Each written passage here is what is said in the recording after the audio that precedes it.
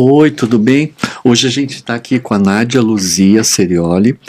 A Nádia é uma enfermeira e ela é uma mulher forte, é uma mulher intensamente forte. Eu a conheço há alguns anos, fiz muitos atendimentos com ela e tal, e eu pude ter a sorte de acompanhar a força de uma mulher. Como todo mundo sabe, eu sempre trago muitas mulheres, eu sempre converso com muitas mulheres. Aliás, eu admiro muitas mulheres. E a Nádia é uma referência também de mulher, de lutadora. Sempre que a gente conversa, eu aprendo algo sobre a força da mulher, né? E aí, Nádia, é muito bom ter você aqui, seja bem-vinda. E eu queria, começando, te perguntar, o que te fez escolher a enfermagem?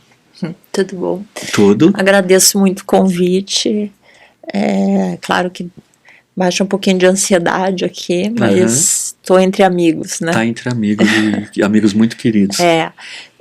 Eu comecei a ir no hospital quando criança ainda. Fugia da escola e ia para o hospital com 9 anos de idade e acompanhava um médico da cidade do interior, Cascavel, no Paraná. O hospital era de madeira ainda. Eram 2 irmãos que tinham esse hospital. Era a Darcino e o Amorim. E depois... Isso era em Porto Alegre? Cascavel, no Paraná. Isso. E eu chegava a sair da escola, no meio da aula, ia para o hospital e ficava lá. Entrava em cirurgia, em cesariana e tudo mais. Estava até comentando aqui, a primeira pessoa que eu vi morrer, eu tinha 9 anos de idade. Fiquei segurando a mão dele até ele partir. Até ele partir. Era um senhor bem de idade, depois eu vim a saber que ele tinha um câncer de pulmão.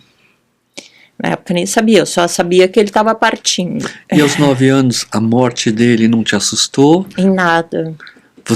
É uma coisa que você trouxe espiritual com você, ou é uma coisa que aquela situação material te fez entender que era normal? Eu acho que um pouco de cada coisa, né? Eu comecei no hospital para cuidar da minha irmã que tinha feito uma cirurgia de apendicite. Então eu saía da escola e ia para o hospital cuidar dela. Naquela época eu ficava uma semana no hospital depois que fazia a cirurgia. Mas eu não atendia, não cuidava só dela. Eu passava em todos os quartos do hospital. Conversava com todos. Com todo mundo, ia cuidar de todo mundo.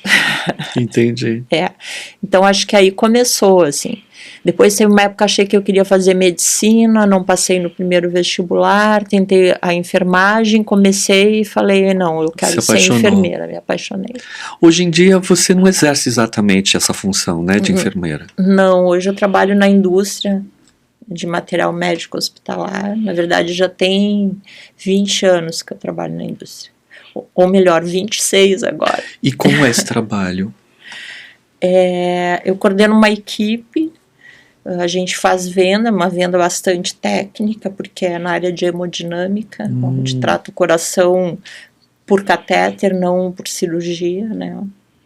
E os produtos são nacionais, são brasileiros, são importados? Não, esses que eu trabalho são da China, são fabricados em Shenzhen. E são bons? Muito bons, a gente já está no mercado aí há 20 anos com eles. E por isso que você viaja o Brasil inteiro? Por isso que eu viajo bastante. Você vai em todos os hospitais mostrar o produto, desenvolver ou... Isso, e às vezes também entra nos procedimentos, né, dependendo, assim, procedimento relativamente novo, ou porque a gente está treinando a equipe, ou a gente quer acompanhar o médico mesmo para ajudar na hora da decisão. Aí você participou da cirurgia? Isso. Como enfermeira? Aí é um pouquinho dentro da indústria e a gente vai mais como consultor técnico, né? Porque a gente não entra em campo em si, mas a gente fica na sala para dar todo o apoio, ajudar a escolher a medida da prótese, porque eu trabalho com a parte estrutural do coração. A criança que nasce com aquelas comunicações que não devia ter, né? Uma abertura, um buraquinho que mistura o sangue. Estou falando de uma forma assim que as pessoas vão entender. Ou seja, é uma comunicação entre os átrios ou entre os ventrículos e o sangue acaba passando de um lado para o outro, né? Misturando o venoso com o arterial e tal. Então tem uma prótese que vai para o catéter lá e fecha esse buraquinho. Que bacana. Sem precisar abrir o peito e para uma circulação extracorpórea. E você fez curso para entender como aplicar esses instrumentos? Fiz. Eu, como enfermeira, nos últimos anos, eu já trabalhava em hemodinâmica. Então, eu já conhecia toda a dinâmica da hemodinâmica. E depois na indústria eu tive vários treinamentos, né? Porque eu passei por indústria americana, alemã e agora essa que é chinesa. Então todas essas proporcionam cursos no Brasil, fora do Brasil também. Para a gente entender bem o material. E o Brasil é referência nessas cirurgias, os médicos brasileiros? Sim, a gente tem grandes expoentes no Brasil dentro da hemodinâmica. Que bacana. Grandes nomes que participam do cenário mundial. Que bom. E isso é usado no SUS também? O SUS, sim, não muito há muito tempo. Agora eu acho que deve ter uns 5 anos que o SUS abriu, mas só para um tipo desses defeitos, que é a comunicação entre os átrios. Uhum. Né, eles consideram crianças até 18 anos. Aí o SUS paga. Ah, legal. É. E vocês fornecem para o SUS também? A gente fornece para o SUS também. Eu tive assim, eu participei do processo para entrar na tabela SUS, ajudando os médicos com informações, com estudos, a formular o documento que vai para a Conitec e tudo mais. Foi um processo bem difícil. Bem difícil. Mas e você dá palestras sobre, né? Sim, a gente dá os treinamentos que a gente fala, né? Treinamentos. Treinamentos, tanto para a equipe quando está entrando, porque assim, quem trabalha nessa área faz venda consultiva, então tem que ser técnico e ao mesmo tempo tem que ser vendedor. Né? Entendi. E normalmente essas empresas são do Sul? Não. Essa distribuidora para a qual eu trabalho, sim, a matriz é no Sul, mas tem pelo Brasil todo. Pelo Brasil todo. E o Brasil está muito abençoado nessa área. Tá, eu acredito sim, com os profissionais super competentes, a gente não tem ainda uma indústria brasileira nessa área. Né? E você vê a possibilidade de existir ou ainda está distante? Olha, eu acho que ainda está distante. O investimento é muito alto. Né? Quem investe? A China? E tudo mais. Estados Unidos, a China, a Europa também. A Ásia como um todo também tem indústrias fortes na Índia. Índia, China, Estados Unidos. A Alemanha investe bastante também em pesquisa e novos produtos. Legal. E você já foi para vários lugares desses países que produzem? Já fui, eu tive a oportunidade de conhecer as fábricas dessas empresas que eu trabalhei. Uma então foi a Biotronic, que a fábrica é na Suíça, divisa com a Alemanha. Eu estive também na fábrica da Boston e também estive na fábrica da Lifetech, que é essa empresa chinesa para a qual eu trabalho agora. E me diz uma coisa, Nádia, como é supervisionar uma equipe? É um trabalho muito cansativo? É difícil? Os funcionários no Brasil conseguem atender às necessidades? Eu acredito que sim. Tem uma equipe pequena, não é uma equipe grande, até porque a linha de produtos que a gente trabalha, o portfólio não é grande, então nem caberia muitas pessoas, porque até o ganho acaba sendo reduzido e tudo mais. Então a empresa essa para a qual eu trabalho, a gente conseguiu construir uma filosofia assim, do remunerar bem, de dar todo o suporte para o vendedor, de ter bom treinamento. Sim. Então é uma equipe que a gente anda junto. Que bacana, porque é delicado esse trabalho, né? É muito delicado, você está mexendo com uma vida humana, você está trabalhando com clientes que realmente são expoentes, assim. A maioria deles tem uma inteligência muito privilegiada. Que bacana. Porque pra gente que é leigo, né, é bom a gente conhecer esse trabalho, né? Porque eu acompanho você, eu vejo o quanto você trabalha, tudo, mas eu não tenho noção então você explicando fica muito bom, assim. Eu espero que um dia o Brasil também consiga ter autonomia nisso, né? Porque seria muito importante, porque nós somos, acho que, a 6ª maior população do mundo, né? Até porque aí os custos diminuiriam, né? Sendo fabricado aqui e tudo mais. Seria bem mais em conta. Esse procedimento, ele não é fácil ter acesso também, né? Porque assim, o procedimento a gente fala fechamento, vamos dizer assim, da comunicação interatrial, que é essa que o SUS paga, né, que é um buraquinho que tem entre os dois átrios. Então mistura o sangue venoso com o arterial quando não deveria.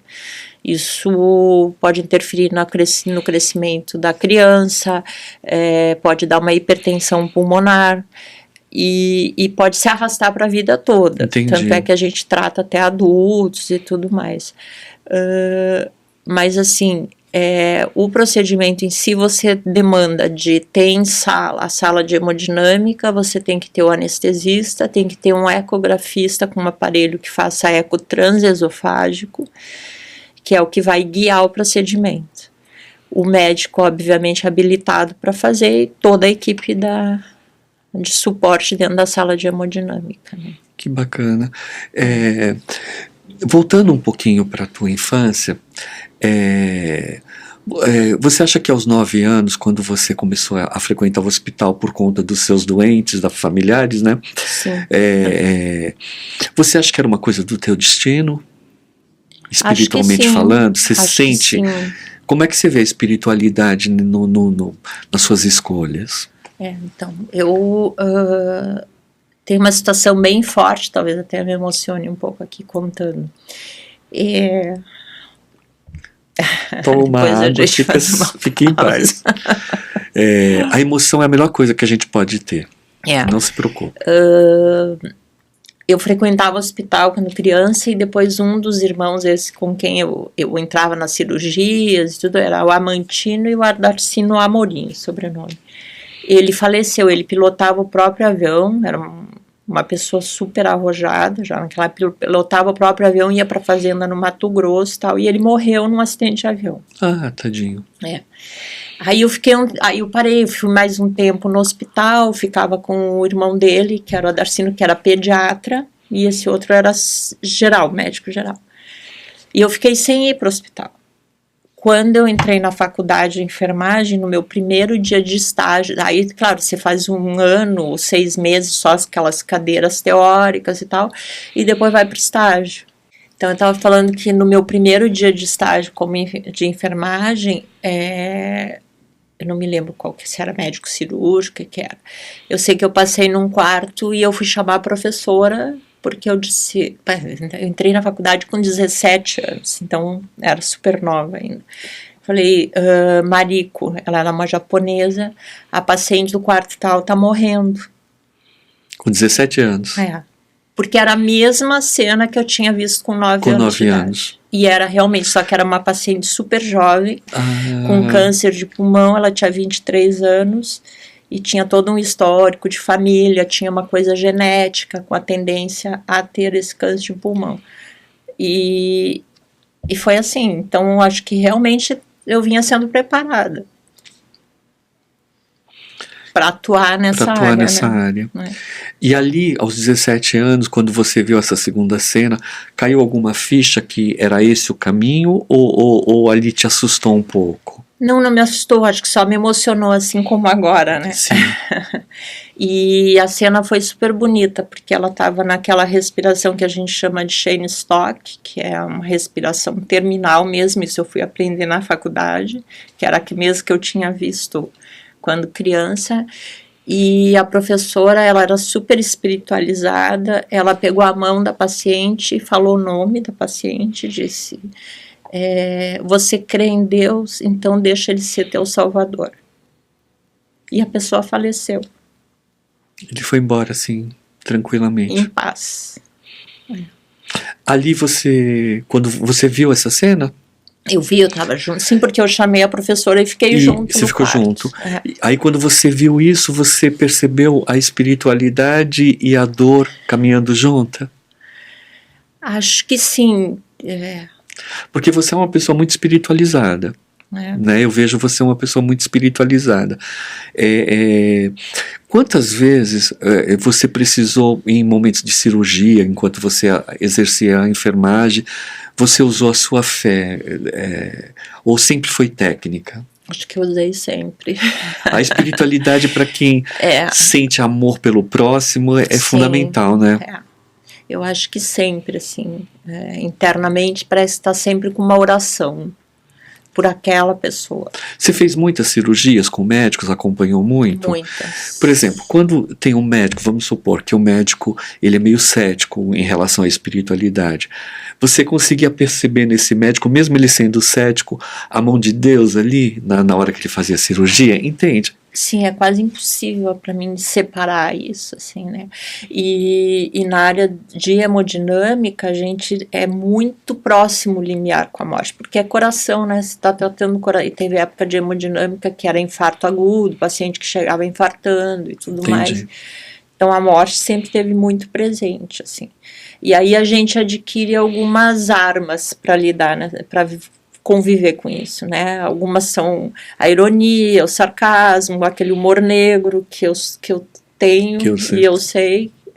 O humor negro ele também salva, né? É bem característico, assim, acho que até para te suportar esse peso como um todo, né? Porque de uma certa forma, quando você acompanha muitas pessoas fazendo a passagem, de uma certa forma você está no meio do caminho, né? Na ponte, né? Na ponte. Eu lembro que uma vez uma parente minha teve um sonho e uma parente dela tinha falecido e ela sonhou que abriu uma porta assim, a pessoa que tinha falecido vinha até ela, aí elas conversavam tal, e de repente a pessoa que tinha feito a passagem falava assim, agora eu tenho que ir, senão vai fechar a porta, e ia. Ai, sabe? Então a gente eu ouço muitas histórias assim das pessoas, né? Você tem alguma religião? Olha, fui criada na igreja católica, eu acho que eu sou católica, já gosto muito das coisas do espiritismo também, mas eu tenho minha santinha de fé, que é totalmente católica, assim, então acho que eu sou católica. É um pé no catolicismo e um pé no espiritismo. A espiritualidade. E você reza sempre? Rezo sempre, bastante. Hoje em dia você não faz mais cirurgias, né? Não participa mais, só nesse campo que você explicou. Isso, quando vai acompanhar, que é um procedimento novo. Você sente falta de exercer a enfermagem? Como era antes, não. Não, assim, eu digo, se eu fosse voltar a trabalhar como enfermeira, parece uma coisa muito doida e mais pesado ainda. Eu acho que eu ia querer ser essas pessoas que ficam de socorro na estrada. É a única coisa que me move, assim, para eu realmente atuar como enfermeira, sabe? Aquele primeiro atendimento, resgate, né? Mas eu, agora, de certa forma, eu estou em vários hospitais, em várias cirurgias, em vários procedimentos. E no Brasil inteiro, né? Eu atuo mais no Sul, Minas Gerais e São Paulo, mas eventualmente também viajo para o resto do Brasil. Eu já vi você em alguns lugares. E como é que é? Eu sei que você é mãe de 2 homens. Sim. 2 homens bacanas. O Ricardo assim. e o Felipe. E como é que é a tua relação com os seus filhos? E como é que eles te veem nesse trabalho, nessa profissão? Eu acho que agora a gente pode dizer que estamos todos maduros ou quase, né? Totalmente maduros, assim. Eu acho que eles valorizam bastante, né? Eles viram o quanto eu trabalhei o tempo todo, talvez não entendessem lá atrás e agora que você precisava trabalhar muito, né? Isso tem um peso, né? Eu acho que tem, é o exemplo, né? Mas quando você chega na maturidade, assim, e os seus filhos maduros, pessoas do bem, assim, dá um alívio, né? Dá uma felicidade, né? Dá você tá, digamos assim, você tá feliz nesse momento com as escolhas que você tem feito? Posso dizer que sim. Eu acho que eu até vindo para cá eu estava lembrando muito de uma frase de um cantor que eu também desde criança via na TV, adoro ele, já faleceu e tal, que é o David Bowie. E ele falou uma vez assim, acho até perto da morte dele, né, que amadurecer, envelhecer, na verdade, ele falou, nos torna a pessoa que a gente sempre deveria ter sido. Perfeito. E eu trago muito isso comigo, assim, eu acho que maturidade e tal te traz isso, né, até as coisas de infância que poderia classificar como um trauma e tal, muitas vezes é um preparo para te levar a ser quem você é, né? Quando você fala assim, quando eu pergunto se você é feliz ou se você está bem, eu não consigo deixar de pensar, porque assim, eu acho seu trabalho muito difícil, né?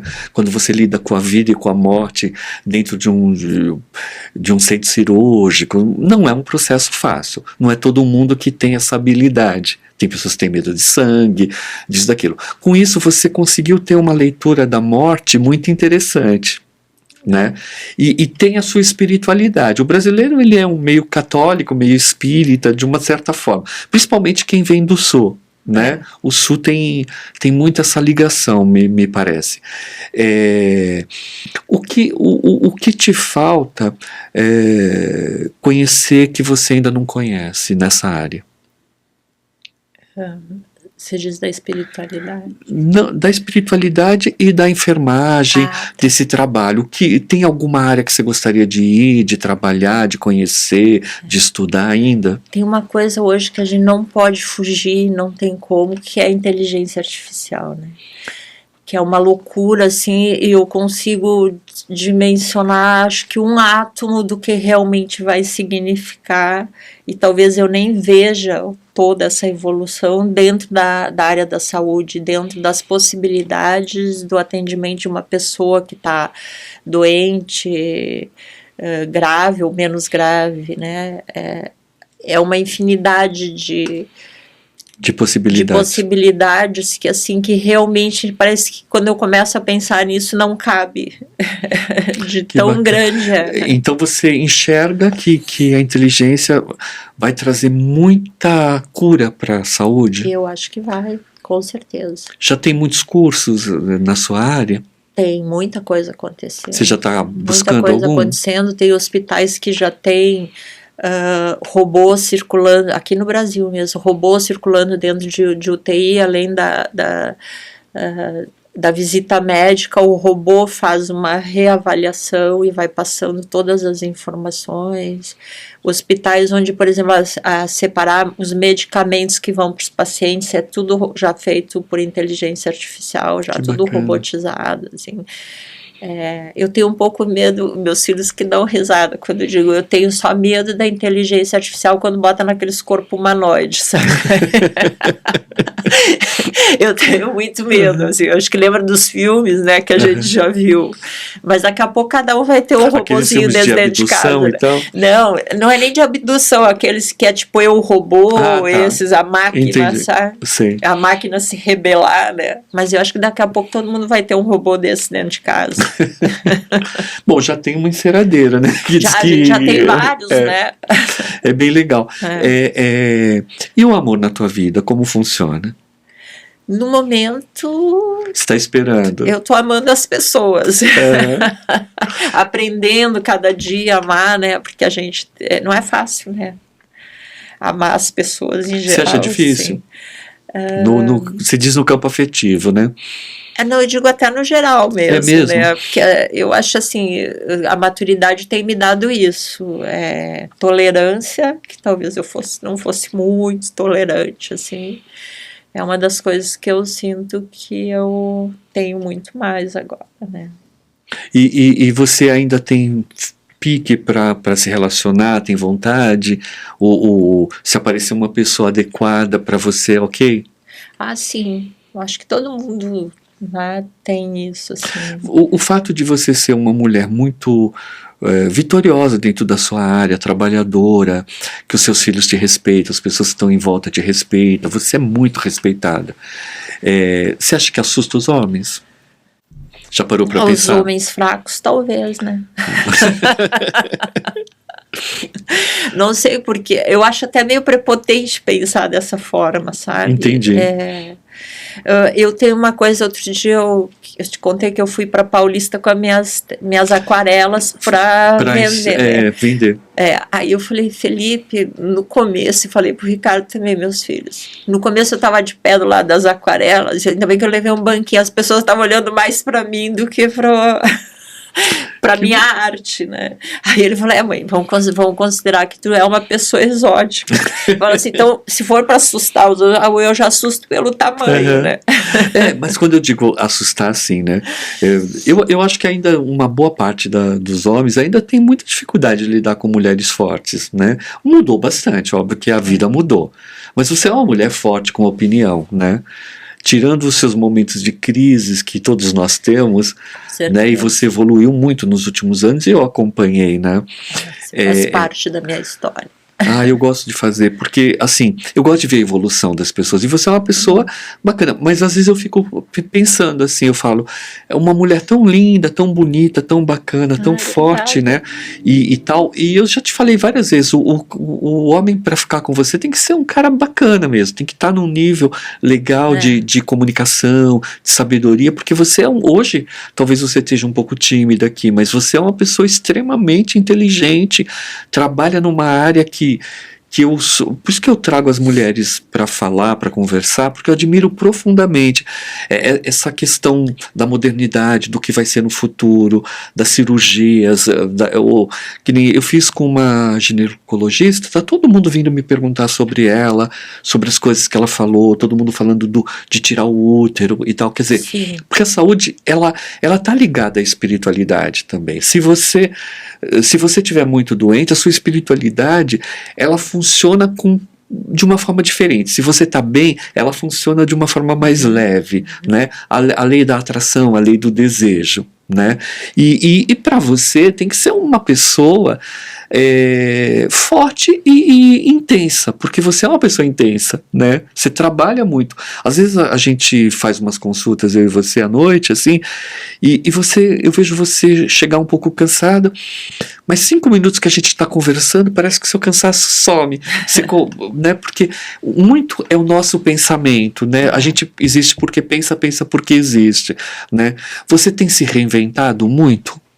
Muito. E assim, a minha atividade não tem rotina, né? Então isso já é uma dificuldade. Mas eu me sinto muito bem sozinha, né? Você pratica esporte? Dentro da minha solitude, assim. Sim, eu faço academia, yoga. Então, Meditação, pouco. Devia fazer mais. Devia fazer pouco. Mais. E que tipo de leitura você gosta? Ultimamente é só coisas leves, assim. Eu gosto de biografia. Biografia eu gosto, autorizado. Né? Autorizado. De preferência. Assim, inventa falar do outro. Mas a autobiografia também eu gosto de ler, né? Quando alguém escreve sobre a própria vida, assim. Às vezes eu tô lendo mais de um ao mesmo tempo. Mas eu vou te confessar que ultimamente eu tenho assistido muito esses filmezinhos de Natal que passa na TV, sabe? Que a gente já sabe o começo, meio e o fim. Sim, a coisa bem leve. Quero chegar no final feliz. A história é sempre a mesma, né? Alguém perde o emprego, aí volta para a cidade do interior, reencontra o primeiro amor e tudo vai bem. Ao longo da vida, Nádia, você passou por alguma depressão? Passei. Tive depressão profunda. Bem profunda. E como você saiu da depressão? Como foi o processo seu? Eu fiz um tratamento prolongado, segui na terapia, fiz as pazes com Deus. Você tinha brigado com ele? Acho que eu estava um pouco afastada. Eu estava. E usei medicamentos, mas sempre tive internalizado que aquilo era por um período. E foi. Que me ajudou, mas eu acho que hoje depressão é muito mais comum do que se imagina, né? Mas eu tive algumas sessões que eram de terapia em grupo e ali tinha pessoas não só deprimidos, tinha pessoas dependentes químico e etc, etc. E o maior preconceito de todos era com os deprimidos. Então, você vê, era chegar na roda e falar assim, não, eu tô dependendo do crack, não é que eu tô deprimida. Agora eu tô sendo irônica, mas... Eu entendi. Mas só que esse preconceito tem até hoje, assim, né? E o deprimido, geralmente, está se voltando contra ele mesmo, não está fazendo mal para ninguém, a não ser os períodos em que realmente ele se torna um pouco agressivo no sentido de que briga com todo mundo, afasta todo mundo de perto, né? É um dos sintomas bem clássicos, assim, da depressão e que pouca gente entende, né? Mas eu saí assim, eu acho que foi com força, entendendo que era um período e que talvez eu tivesse que passar. Tive todos aqueles sintomas ali com a medicação, engordei, as pessoas diziam que eu não era eu mesma, e a minha resposta era: eu estou grávida de mim mesma, vai passar. Passou. Perfeito. E hoje você está bem, sem nenhuma medicação? Há muito tempo sem nenhuma medicação. Então, qual o conselho que se dá para as pessoas que caem na depressão? É entender que aquilo também é passageiro. Entender que aquilo também é passageiro e que deve ser passageiro. E você foi sua terapeuta Deus também, ninguém né? quer você deprimido para sempre, né? Não... E no meio desse processo, apesar de usar todos os médicos, todas as técnicas, você entendeu que você era sua terapeuta e que você tinha que conduzir isso. Você conseguiu ter esse controle? Chegou um momento que acho que é bem isso mesmo. Assim, você tem que retomar a sua vida, né? Porque nesse período eu fiquei sem trabalhar. Aliás, acho que o que culminou, assim, foi a gota d'água, foi quando eu perdi o emprego, né? Então isso para mim foi o auge da depressão. E depois, quando você voltou a trabalhar, foi bem melhor? Bem melhor. Aí a cura vai vindo junto, né? Você entra de novo naquilo que você... Quando a gente perde um emprego ou perde uma rotina que a gente tinha, a sensação que tem é um vazio muito grande e muitas vezes a gente se vê como uma pessoa desqualificada, né? Como se as pessoas estivessem desqualificando a gente. Quando você consegue passar por isso e consegue retomar e consegue voltar e ter uma carreira vitoriosa como a sua, isso é a própria cura, né? Acho que é. Hoje você tem orgulho do seu caminho, do seu trabalho, da dignidade como você faz o seu trabalho. Eu sempre vejo você preocupada com a sua equipe, preocupada com as pessoas, preocupada com os colegas. Eu nunca vi você de uma forma individualista enquanto trabalho, né? Essa ética vem dos seus pais, vem de você, vem da vida, como funciona? Acho que sim, acho que vem das referências aí que a gente vai tendo durante a vida, né? Sim. Os primeiros trabalhos eu acho que são os que mais nos dão essa direção, sabe? O primeiro trabalho, assim, meu primeiro trabalho foi como... Fui substituir uma professora num colégio que eu havia estudado. E depois eu fui trabalhar na Sadia, na época era Sadia, uma empresa super grande, hoje é JBF, como enfermeira do trabalho. Eu saí da faculdade com 21 anos de idade. E já foi para Sadia? Já fui para Sadia. No meu segundo dia de Sadia, eu já fui atender um acidente da construção civil, porque era interior do interior, 2 vizinhos no Paraná.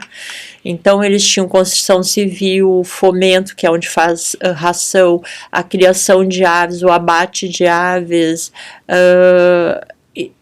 1.500 funcionários, mas com os dependentes eram 5.000 pessoas. Que bacana. E no primeiro dia que eu cheguei, já foi assim, despencou uma câmara frigorífica que estavam construindo. Aí eu chego lá, já 2 acidentados. E no terceiro dia já fui na casa de uma mulher que estava tendo neném em casa. Ela pariu na nossa frente, na minha frente e na da assistente social. Eram umas coisas assim... para quem acabou de sair da faculdade, né? Uma história, mas era uma empresa de uma ética, de um cuidado com o outro, de dar toda essa assistência. Ali foi sua base profissional? Foi, acho que foi. Você ficou quantos anos lá? Na Sadia eu fiquei só 2 anos. Mas foi o suficiente para você? Muito forte, esse cuidado com o ser humano. Eu cheguei a vir a São Paulo na época, porque era 2 vizinhos, Paraná, para uma reunião quando estava começando a Unimed, porque eles já fecharam um plano de saúde com a Unimed para as especialidades que não tinham na cidade e levar na região para atender, tanto funcionário quanto os familiares. Então, realmente era uma empresa que valorizava o ser humano, né?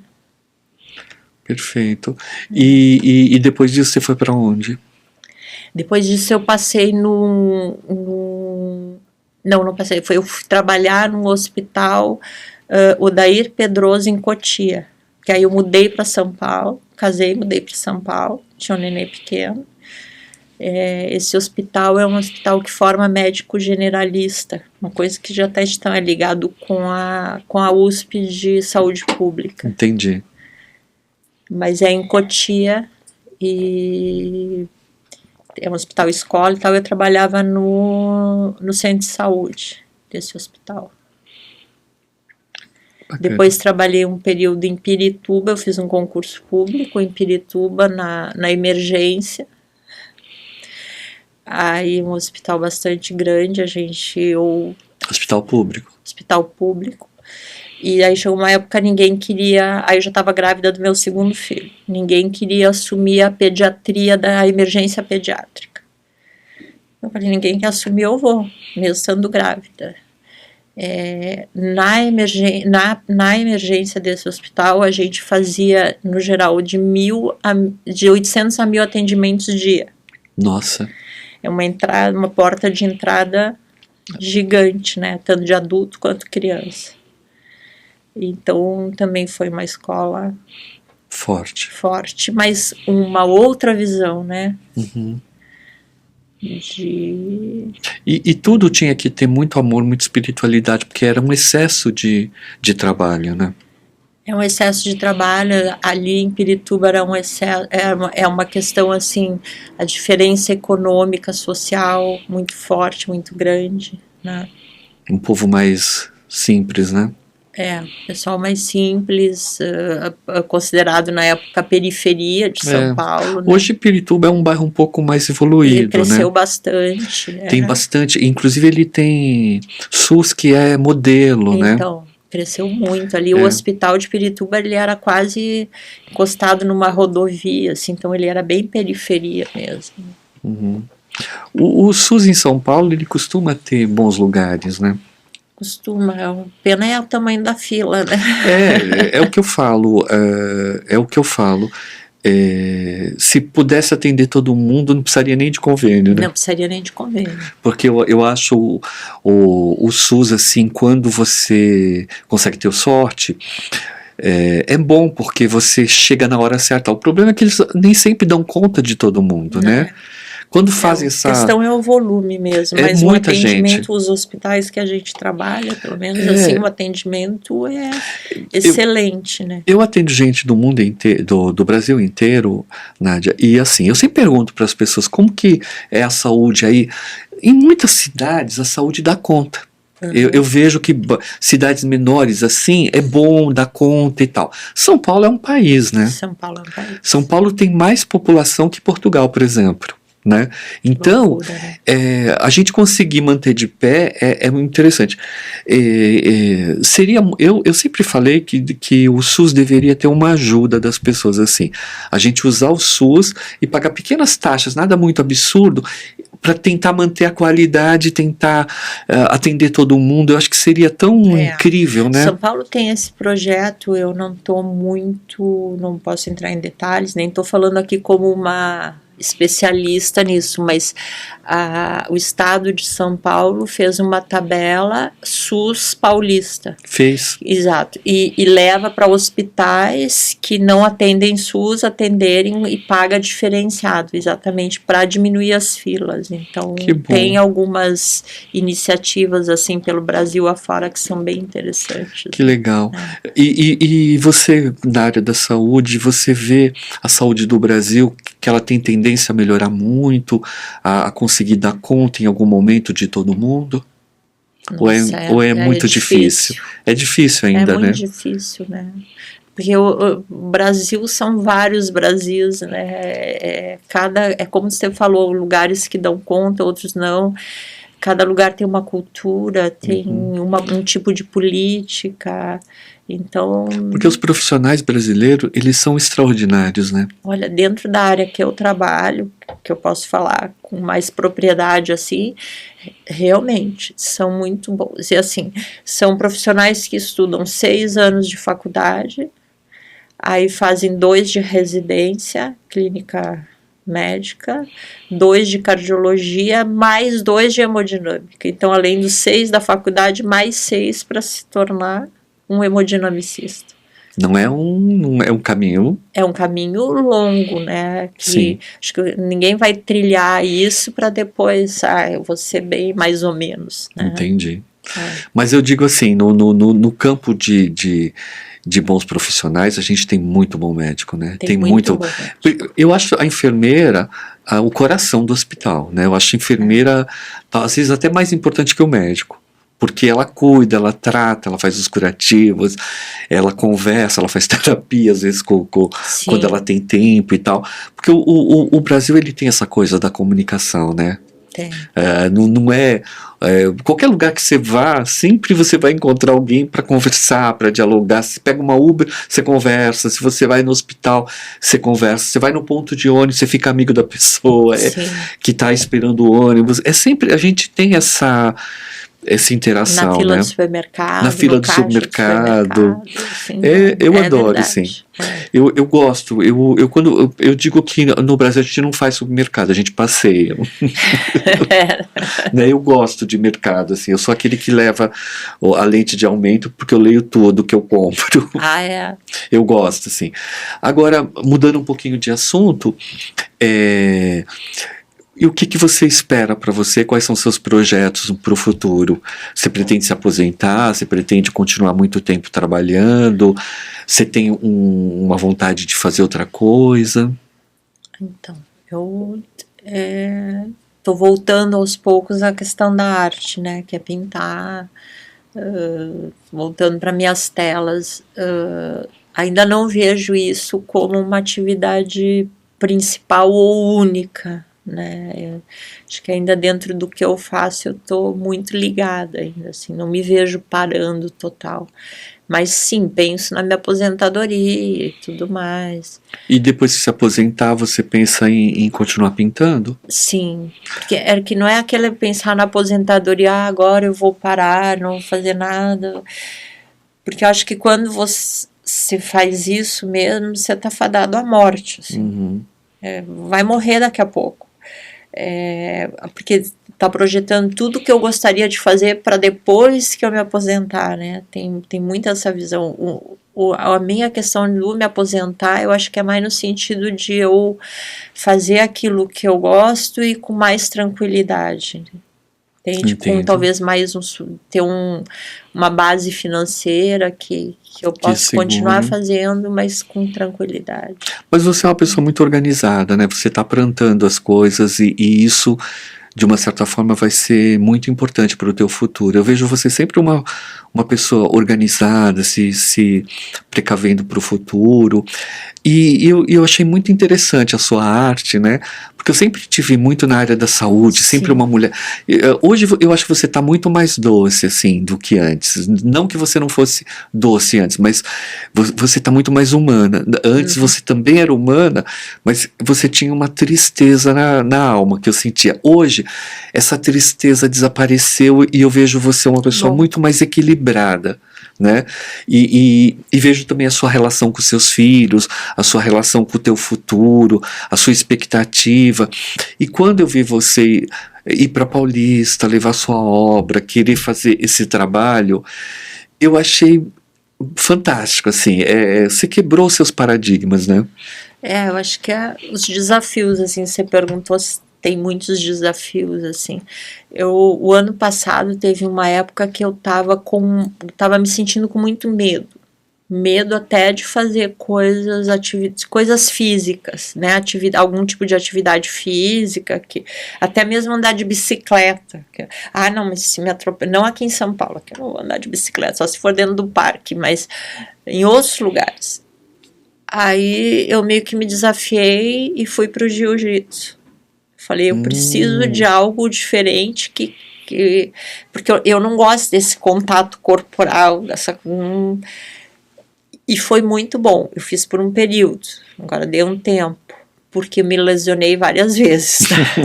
Entendi. Jiu-jitsu é muito pesado, mas é muito interessante, assim, porque primeiro que eu quebrei essa coisa desse medo que eu tava vendo. Não sei se chegou a alguma idade, alguma coisa que agora não pode mais fazer isso, né? Não, vou lá e vou tentar.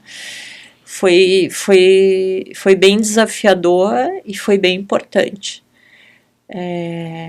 E ir para Paulista com as minhas telas também foi um desafio, porque eu já fiz exposições individuais, eu tenho 4 exposições individuais lá atrás, onde eu vendi tudo, assim, depois parei de pintar, só fazia um quadro aqui, outro ali, vendendo sempre acrílico sobre tela. E essas aquarelas são mais fáceis de transportar, o valor não é tão grande, então torna mais acessível se alguém quiser comprar e tal. Mas o desafio de ir para Paulista é você pensar, onde que eu vou parar na Paulista no domingo para vender? Vai vir o rapa e vai levar tudo. Eu tenho que ir de uma maneira que eu possa sair correndo. Mas a Paulista de domingo é uma feira aberta, né? Uma feira aberta. E foi muito interessante, porque naquele dia estava assim meio que chuviscando, eu achei uma marquise ali, bem na frente daquele centro financeiro que tem ali perto do MASP. Parei ali na frente, como eu disse, as pessoas passavam no início e olhavam mais para mim do que para as telas. Aí depois, quando eu sentei, daqui a pouco me deu vontade de pintar. E eu tinha levado só uma aquarela pequenininha que eu tenho, assim. E ela tem um pincelzinho que é embutido dentro. Eu falei, não tem nem água aqui para diluir a tinta. Mas como estava chovendo, eu tinha tomado a Coca-Cola, eu peguei a tampinha da Coca-Cola, peguei a água da chuva. E peguei, eu tinha uns cartõezinhos, tinha 2 ou 3 em branco, que eu fazia tipo uns marcadores de livros. Lá atrás eu fazia isso também para vender.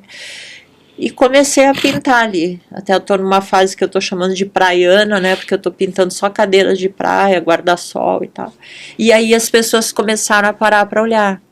E é muito engraçado de ver o quanto o processo interessa para as pessoas. Acho que nesse momento que a gente está vivendo tudo muito pronto, muito imediatista, já quero o resultado, o processo. Eu olho tudo. Então, todos os artistas que expõem, eu sempre que eu posso, eu tô olhando. Legal. Eu acho que é incrível, assim.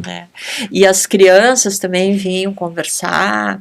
Teve um outro que foi muito interessante, ele tinha comprado um quadro quando chegou ali, ele estava com o quadro, ele abriu o quadro para mim mostrar, ele falou assim, olha só, tô arrependido, agora eu não tenho mais dinheiro, por que eu comprei esse quadro aqui e não deixei para comprar o teu? Eu falei, não, calma, não é assim, depois, se você quiser me segue no Instagram, depois você volta, você compra outro dia, enfim, né, e casualmente ele tinha comprado bem um quadro pequeno, mas a óleo, que era retratando uma praia também, com umas pessoas na praia. Que legal. Eu achei muito engraçado, eu falei, não. Falar em praia, qual a sua preferida? Tem alguma preferida? Eu tenho, né, a minha preferida, que acho que é onde eu tomei meu primeiro banho de mar, eu falei que entrou no DNA, eu adoro Balneário Camboriú, né. Você tem um apartamento lá, né? Eu tenho, e lá quando eu me aposentar dessa forma não aposentada, onde eu quero morar. Perfeito. E então, muito obrigado, eu adorei você aqui. Eu queria que você falasse o seu Instagram para as pessoas que tiverem a fim de conhecer sua arte também, os seus quadros, quiserem comprar.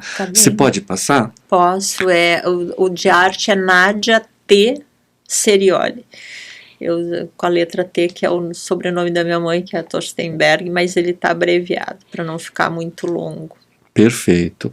Então é isso, mais uma mulher brasileira, mais uma pessoa impressionante, uma cliente minha que eu atendo há muitos anos, que virou amiga e que é uma pessoa especial. Então é isso, o Brasil é cheio de mulheres maravilhosas que passam por depressão, que se curam da depressão, que sobrevivem, que trabalham para a área da saúde e que tem tempo de fazer sua arte, a sua beleza. Então a gente tem mais aqui prestigiar todas as mulheres brasileiras. Então, muito obrigado a todos, um axé e um beijo grande a quem estiver dando atenção para a nossa fala.